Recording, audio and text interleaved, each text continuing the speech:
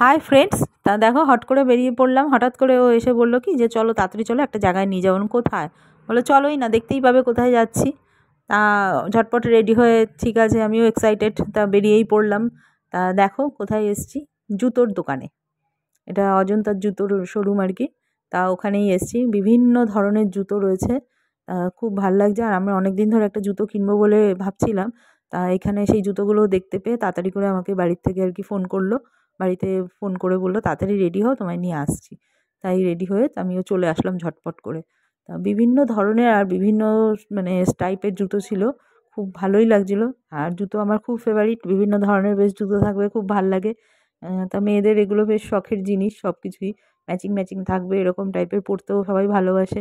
তা দেখো কত জুতো এখানে রয়েছে, মানে ফ্ল্যাট থেকে শুরু করে তোমার যেরকম চাইবে আর কি সব ধরনের রয়েছে।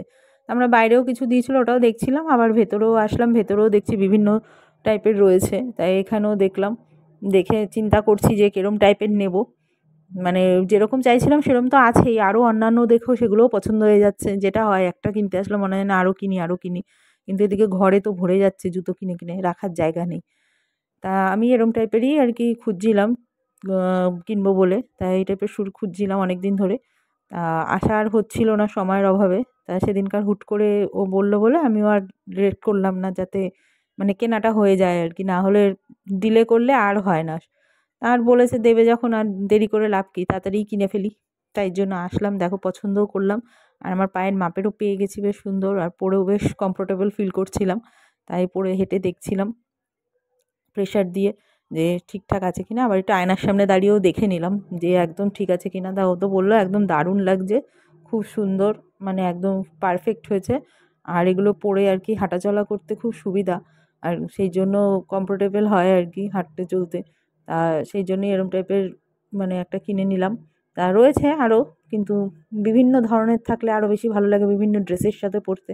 আমাদের তো সেরকমই মনে হয় যে মানে কিনে কিনে শুধু ঘর ভরছে, পড়া তো আর হয় না, কিন্তু তবুও ভালো লাগে কেনাকাটা করতে। তা যাই হোক, আমি একটা কিনলাম, ও নিজেও একটা নিজের জন্য কিনেছে।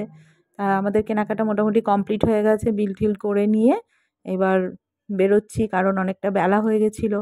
তাই ভাবলাম যে আর দেরি করে লাভ নেই, এবার বেরিয়ে পড়ি। অনেক কিছু কেনাকাটা হলো, একটা কিনতে এসে দুটো তিনটে মানে দু তিনজনের জন্য কেনা হয়ে গেল।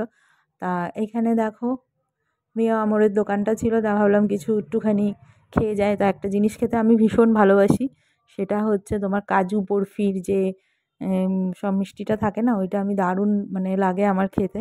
তাই ভাবলাম তাহলে একটু খেয়েই যাই, এসছি যখন এইখানে। তা বাড়িতে গিয়ে তো খাওয়া দাওয়া করবোই, কিন্তু সামনাসামনি যখন এসে গেছি তাই দুজনে দাঁড়িয়ে ওটা খেলাম আমরা দুজনে। খুব ভাল লাগে এই কাজু বরফিটা খেতে। তা তোমাদের কীরকম লাগে কমেন্টের মাধ্যমে জানিও, আর ব্লগটা কেমন লাগছে সেটাও একটু কমেন্টের মাধ্যমে জানিও।